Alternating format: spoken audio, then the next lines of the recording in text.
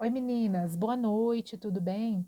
Então, eu vou gravar aqui um pequeno vídeo para vocês, porque infelizmente a gente não conseguiu gravar no Zoom, né? A idade acho que chegou aqui e a gente ficou meio atrapalhada ali e não conseguimos gravar. E hoje nós vamos dar continuidade na aula, vamos falar das mentiras que as mulheres acreditam sobre o pecado, né? E a autora do livro, a Nancy, ela começa compartilhando sobre a história de uma família, né, a família Romero, que comprou uma piton, uma cobra, como um animal de estimação. E na aula passada, na turma passada, melhor dizendo, eu compartilhei com vocês, com as meninas, que a gente tinha uma cobra aqui em casa, né? Que a gente tinha uma cobra de estimação. O Pedro ele gosta muito de animais, animais exóticos, e quando ele era criança, ele conseguiu uma cobra para ele, uma cobra do milho, e essa cobra, ele me enganou, disse que a cobra não cresceria, essa cobra chegou a 1,5 m, até que um dia foi necessário entregar ela para um criador, uma pessoa que realmente pudesse cuidar dela melhor do que a gente, mas ela ainda viveu 3 anos conosco, mas um dia a gente não encontrava mais comida para dar para ela, que ela comia ratos vivos, e essa cobra um dia pegou o dedo do Pedro porque ela estava com fome, né? Porque a natureza dessa cobra era selvagem. Assim como ela descreve aqui no livro, né? Que essa Piton, ela cresceu, ela chegou aos 36 quilos e ela acabou por sufocar o adolescente e matar o adolescente, né?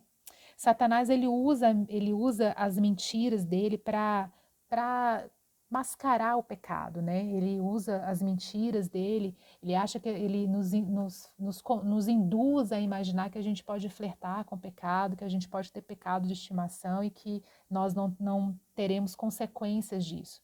Quando, na verdade, o bom seria se pudéssemos ver como de fato é o pecado, que o pecado ele é uma rebelião contra Deus. Todas as vezes que escolhemos pecar, escolhemos nos revoltar contra o nosso próprio Senhor, né? Então, o pecado, ele afronta a santidade de Deus. O pecado, ele causa morte, ele causa destruição. O autor John Bunyan, ele diz assim, um pequeno vazamento afundará um navio e um único pecado afundará um pecador. Apenas um pecado, ele é capaz de causar morte em nós, como diz lá em Tiago, que o pecado consumado, ele gera morte. Então, o pecado, ele é capaz de criar um abismo entre nós e o nosso Deus. Jeremy Taylor, ele disse assim, nenhum pecado é pequeno, nenhum grão de areia é pequeno no mecanismo de um relógio. Um grão de areia no mecanismo de um relógio, o relógio não vai funcionar, o relógio vai estragar, o relógio vai, né, dar problema. Assim, é um pequeno pecado em nossas vidas. Quando, na verdade, não existe pecadinho nem pecadão, existe pecado, existe desviar a rota, existe errar o alvo, existe desobedecer a Deus, né? Ferir a santidade de Deus. Então, hoje, né, outro texto que eu gostei muito, né, quando a autora fala da oração dos puritanos no século 17 e 18, quando ela fala assim ela que os puritanos eles oravam pedindo a Deus assim: desmascare para mim a deformidade do pecado, para que eu possa odiá-lo, abandoná-lo, fugir dele. Nunca me deixe esquecer a crueldade do pecado. Não resiste tanto na natureza do pecado cometido, e sim na grandeza da pessoa quem foi cometido. Ou seja, a gente precisa orar a Deus, pedir ao Senhor que nós possamos olhar para as nossas atitudes, para a forma que muitas vezes nós vivemos e pedir a Deus que desmascare todo o pecado, que Deus mostre os nossos pecados, para que a gente possa enxergar como de fato o pecado é, que ele é odioso, ele é horrendo, ele é cruel, ele deforma a nossa natureza, ele deforma o nosso ser, a nossa semelhança com Deus, para que quando nós tivermos os nossos olhos desvendados para quão horrível é o pecado, a gente possa abandoná-lo. E não é só pelo fato do pecado em si, do ato cometido, mas contra quem foi cometido, ou seja, contra o próprio Deus. E a maioria de nós, queridas, vivemos como se não tivéssemos pecado algum. A nossa mente nos faz acreditar que os pecados são aqueles cometidos lá fora. A nossa mente nos faz acreditar que roubar, prostituir, matar, adulterar, são coisas, né, esses pecados, né, graves, pecadão, vamos dizer assim, a nossa mente, quando a gente fala em pecado, a gente automaticamente pensa nessas coisas. Quando, na verdade, a gente sabe que nós, mulheres cristãs, provavelmente não faremos, não cometeremos esse tipo de pecado. Mas quantas vezes nós cometemos aqueles pecados sutis, aqueles pecados, sabe, aqueles pecados de estimação, como apitam aqui? Quantas vezes somos impiedosos uns com os outros, desejamos mal um para o outro, somos arrogantes espirituais, nos achamos melhores, mais santos? Quantas vezes temos dificuldade de exercer perdão, somos críticos demais? Quantas vezes reclamamos de tudo, temos revolta dentro do nosso ser? Isso é pecado. Isso é ferir a santidade de Deus. Porque quando somos críticos demais, a gente pode ferir alguém. Quando somos críticos demais, podemos ter um coração não grato, sabe? Porque tudo a gente reclama, tudo nós estamos criticando e às vezes a gente esquece de ter o coração grato. E a falta de gratidão é pecado cometido contra Deus. Todos esses ferem a santidade de Deus. Quando pecamos, erramos o alvo, deixamos de ser parecidos com o nosso Deus. Quando, na verdade, Deus quer que sejamos semelhantes a Ele. Ele nos fez a imagem e semelhança a Ele. Por isso que estou aqui gravando esse vídeo, porque não gravei no Zoom para você, mas estou aqui gravando para que a gente possa desvendar as mentiras que as mulheres acreditam sobre o pecado. Pois Satanás faz parecer que o pecado ele é prazeroso. Satanás faz parecer que o pecado é bom. E ele nos engana fazendo com que a gente pense que Deus não é bom, mas que o pecado é bom. Né? Às vezes a gente tem essa dúvida, será que Deus é bom mesmo? Né? Porque o diabo ele tem essa especialidade, desde lá do Éden. Satanás já veio desde lá do Éden com aquela mentira sutil ali, envolvendo Eva para que ela desacreditasse da bondade de Deus. Então, a primeira mentira que eu quero abordar com você hoje é: posso pecar e não ser punida por isso. Posso pecar e não ser punida por isso. Lá em Gênesis 4, 5, vem a primeira mentira. Ele diz, né? É certo que vocês não morrerão. Primeiro, a serpente, ela minimiza as consequências do pecado. E muitas vezes nós fazemos assim, né? Muitas vezes nós acreditamos que não seremos punidos, né? Sabe, aqueles pecados corriqueiros, como fofocar, falar mal, né? Viver brava, viver brigando com todo mundo, viver reclamando de tudo, viver fofocando, sabe? Quando a gente fofoca, quando a gente fala mal de uma outra pessoa, além de falar mal da outra pessoa, nós roubamos o coração daquele que está ouvindo, sabe? E também nós induzimos o outro a pecar também quando nós o envolvemos nessa situação, né? E foi justamente o que a serpente falou para ela: vocês não morrerão. A especialidade de Satanás aqui é minimizar o pecado, né? Fazer acreditarmos que não seremos punidas, quando na verdade todo ato pecaminoso ele tem consequência. Lá em Gálatas 6, 4 e 5, ele diz assim: examine o seu próprio modo de agir. Precisamos examinar as nossas atitudes, o nosso modo de agir. Precisamos examinar para sabermos se estamos andando realmente, de fato, de verdade, com uma vitória sobre os nossos pecados, se estamos vivendo uma vida conforme Deus quer que vivamos, ou se estamos nos enganando, sabe? Acobertando os nossos comportamentos e nos trajamos de santidade quando vamos à igreja, e quando estamos dentro de casa, muitas vezes não vivemos uma vida conforme a palavra de Deus. Pecamos, sim, pecamos contra o nosso marido, contra o nosso filho, na forma que muitas vezes nós nos comportamos, né? Nós seremos responsabilizados pelas nossas próprias ações. A verdade é que as nossas escolhas elas terão consequências. Se olharmos o texto lá de Salmo 10:6, depois você pode ver, lá no Salmo 10:6, lá nós vemos o perfil dos maus, suas atitudes arrogantes, são ambiciosos, são insolentes, zombadores de Deus, são autossuficientes, se acham intocáveis, né? São insensíveis à existência de Deus, não creem que serão punidos, vivem como se Deus não tivesse vendo nada, né? E quando na verdade Deus ele está vendo todas as coisas, ele está esperando que a gente tome consciência do que nós estamos fazendo, né? Não podemos viver como o Salmo descreve os maus, né? Porque quando na verdade o pecado ele tem um prazer transitório, então a gente precisa prestar atenção.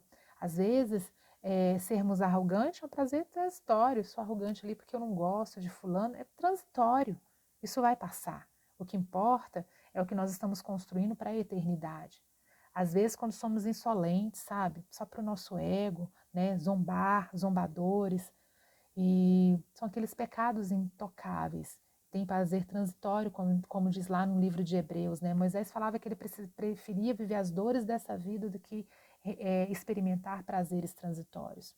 O pecado nos faz acreditar que podemos viver os prazeres e nos esquecemos que são transitórios. Precisamos compreender que o que nos aguarda na eternidade com Cristo é eterno, não se compara com os prazeres transitórios aqui nessa terra, né?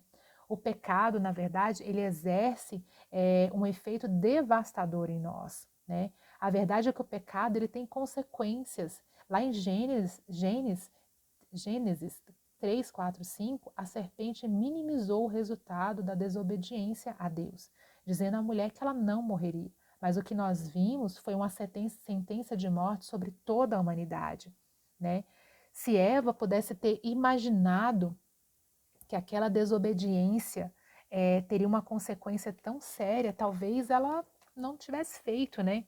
Não sei, né? E o que nós aprendemos hoje é que a gente precisa avaliar as nossas atitudes, entender que seremos punidas pelas nossas atitudes, que as nossas escolhas terão consequências e nós iremos colher essas consequências, né? Então, o que vimos foi uma sentença de morte sobre toda a humanidade. Outra consequência foi que Deus, ele pesou o seu coração ao ver que toda a maldade estava sobre o homem. Deus olhou para o homem e viu que havia muita maldade, e isso pesou o coração do nosso Deus. Se flertarmos com o pecado, vamos nos queimar. O pecado não confessado, ele gera doença nos nossos ossos, conforme mostra o Salmo no capítulo 32. Existem enfermidades, queridas, que são enfermidades vindas de pecados não confessados. Existem doenças que são pecados não confessados, que geram enfermidade nos ossos, como o salmista estava falando. Lá no capítulo 32 de Salmo, ele diz que enquanto ele se colocou entre os seus pecados, os seus ossos envelheceram, ele gemia o dia inteiro e sem vigor secou. O que percebemos é que essa dor nos ossos do salmista foi posta pelo próprio Deus para trazê-lo de volta. Os pecados têm consequências físicas e espirituais. Às vezes estamos sofrendo e não sabemos, e Deus está aguardando que nós nos acheguemos a Ele e peçamos perdão, confessamos os nossos pecados a Ele para que Ele possa nos curar toda a enfermidade que a sua causa vem do pecado. Deus está nos convidando a falar para Ele onde nós estamos cometendo pecado, né? Confessar uns aos outros para sermos curados. Às vezes precisamos confessar ao outro, precisamos ter um amigo, uma líder, alguém, né? Um pastor, uma pessoa que nós confiamos para confessarmos e essa pessoa nos ajudar a ter uma caminhada, né? Sem estar cometendo pecados, né? Que os pecados nas nossas vidas sejam acidentais e não sejam aqueles pecados que a gente fica criando como o início da história da família Romero que criou essa cobra, né? E naturalmente a natureza do pecado vai vir sobre nós e a consequência é a morte. Lá em Tiago 1,3,15 deixa bem claro que a origem da tentação ela não vem de Deus.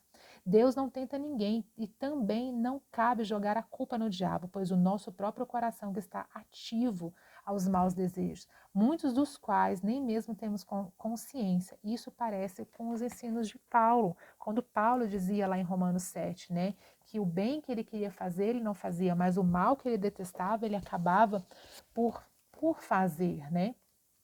Então, a gente não pode esquecer que Satanás ele é mentiroso e as coisas que Deus chama de pecado, Satanás diz que não são pecados, são prazerosos, são divertidos, são inocentes, são desejáveis. A verdade é que o pecado ele é mortal, ele é destrutivo. A verdade é que nós vamos colher o que semeamos. A verdade é que as nossas escolhas elas têm consequências. A verdade é que se brincarmos com fogo, certamente queimaremos. A verdade é que o pecado, após consumado, ele gera morte, como está lá em Tiago 1, né, 15, que diz assim, infelizmente, lá em Tiago que diz que o pecado gera a morte, melhor dizendo. E infelizmente a maioria de nós simplesmente esquece dessas consequências, que o pecado gera morte. né, como gerou a morte sobre toda a humanidade, a morte espiritual. Por exemplo, quando nós escolhemos guardar rancor por alguém que nos ofendeu, essa amargura vai destruir o nosso coração, vai impedir de expressarmos o perdão de Deus. Quando escolhemos falar mal de uma pessoa para outra, agimos como se tivéssemos permissão de Deus para fazer isso, quando na verdade não temos essa permissão.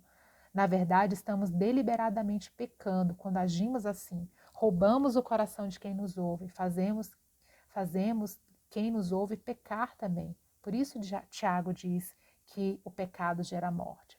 Sabemos intelectualmente que seremos punidas pelo nosso pecado, mas muitas vezes as nossas atitudes são opostas a isso. A outra mentira que as mulheres acreditam é: o meu pecado não é tão mal. Olha só como que é terrível, né? Satanás não muda as estratégias dele, né? Às vezes nós temos aqueles pecadinhos, né? Essa mentira, ela está bem relacionada com os pecados sutis, né? Aqueles pecados aceitáveis, vamos dizer assim, como se fossem direcionados apenas aos os pecados expostos, os pecados graves, né? Quando na verdade mascaramos as nossas atitudes. Por exemplo, quando nós desperdiçamos o nosso tempo, quando na verdade a palavra nos ensina a aproveitar bem o tempo para aprender as coisas de Deus, mas muitas vezes gastamos tempo com coisas que não edificam a nossa vida. Falar demais, não saber o momento de calar para evitar maiores desgastes, comer demais e agimos assim, ganhamos peso e junto com isso vem um pacote de enfermidades. Quando temos a nossa língua afiada demais, espírito crítico, motivações egoístas e por aí vai, sabe? Essas atitudes aqui são esses ditos pecados aceitáveis que a gente vai cometendo dia após dia, vai fazendo e a gente acha que tem problema não, ele não é tão mal assim. A verdade é que todo ato pecaminoso é um ato de rebeldia contra Deus. Como diz o autor lá nas primeiras páginas do livro, né? Nenhum pecado é pequeno, nenhum grão de areia é pequeno no mecanismo de um relógio. Um grão de areia vai fazer um grande estrago no mecanismo de um relógio. Quanto mais pecador nos reconhecemos, quanto mais pecadores reconhecemos que somos, mais amor receberemos de Deus por nós. Dificilmente alguém morreria por um injusto, né?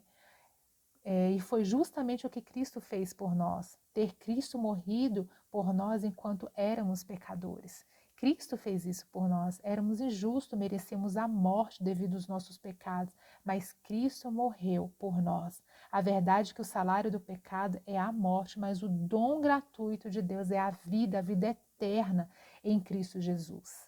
Nós temos a vida eterna, a vida eterna. Cristo nos liberta de todo o pecado. Outra mentira que as mulheres acreditam: Deus não pode perdoar o que fiz.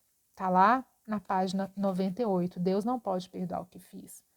A verdade é que em 1 João 1,7, vemos que o processo de limpeza dos nossos pecados é um ato contínuo.